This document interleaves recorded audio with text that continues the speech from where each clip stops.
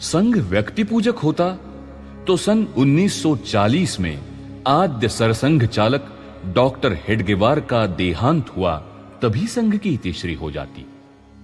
पर ऐसा नहीं हुआ, ये हम आज प्रत्यक्ष देख रहे हैं। संघ कार्य का ये वैशिष्ट्य है कि संघ में कोई भी ऐसा नहीं कहता कि मेरे बगैर संघ नहीं चलता, चलेगा नहीं। डॉक्टर जी के बीमार रहते अनेक लोगों के सम्मुख प्रश्न उठा कि डॉक्टर जी के बाद संघ का क्या होगा। कुछ बड़े प्रतिष्ठित लोग आए, उनसे कहने लगे ट्रस्ट बनाइए, एकाध कमेटी बनाइए, वरना सब बंद हो जाएगा। पर उन्होंने इन बातों पर ध्यान नहीं दिया।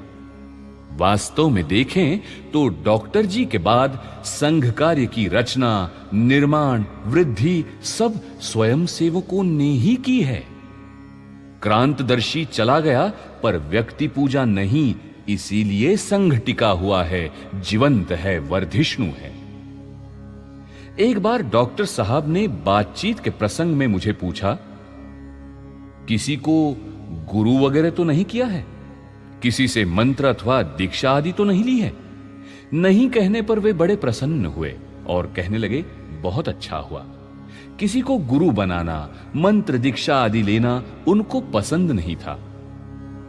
इसका अर्थ ये नहीं है कि उनको अपनी प्राचीन परंपरा का विस्मरण हुआ था तथा अपनी परंपरा का ज्ञान नहीं था।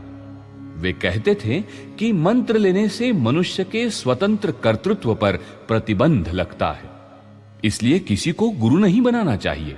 इसे सत्य माने या ना माने, पर यह सत्य है। इसी कारण लोग अपने मूल स्रोत का विषय छोड़कर व्यक्तिगत अनुभूति के आधार पर अपने अपने पंथ चलाने लगे और उसमें जीवन का साफल्य मानकर राष्ट्र को भूल गए। जब मैं संघ स्थान पर पहुंचता हूं तब सबको दक्ष आज्ञा दी जाती है। कार्यक्रम चलते हुए दक्ष करने की शिक्षा मिलती है। स्वयंसेवक ध्वजाभिमुख होकर जहां हो वहीं दक्ष की स्थिति में आता है। किसी आज्ञा की राह नहीं देखनी पड़ती। छोटी चीज है, परंतु इसमें बड़ी श्रेष्ठता है। कितना भी उत्साह हो, कैसा भी वातावरण हो, अपने आप को रोकने का अभ्यास होना चाहिए। नागपुर में विद्यार्थी स्वयंसेवक मिलने आते हैं। मैंने उन्हें कहा, परीक्षा समीप है, पढ़ाई चल रही है, तब बारात पास से जा रही हो तो उसे देखोगे क्या? आदत बनानी पड़ती है कि वो सुनाई भी न दे। मैंने एमएससी और लॉ किया, मैंने पूरा हिसाब लगाया।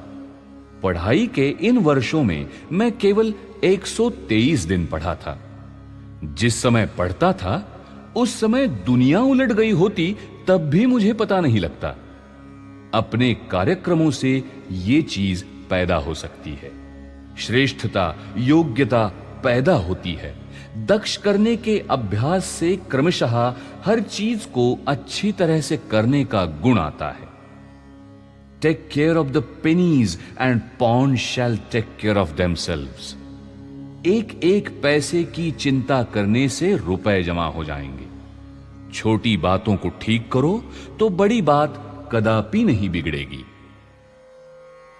शलभ बन जलना सरल है, प्रेम की जलती शिखा पर स्वयं को तिल तिल जलाकर दीप बनना ही कठिन है। शलभ बन जलना सरल है।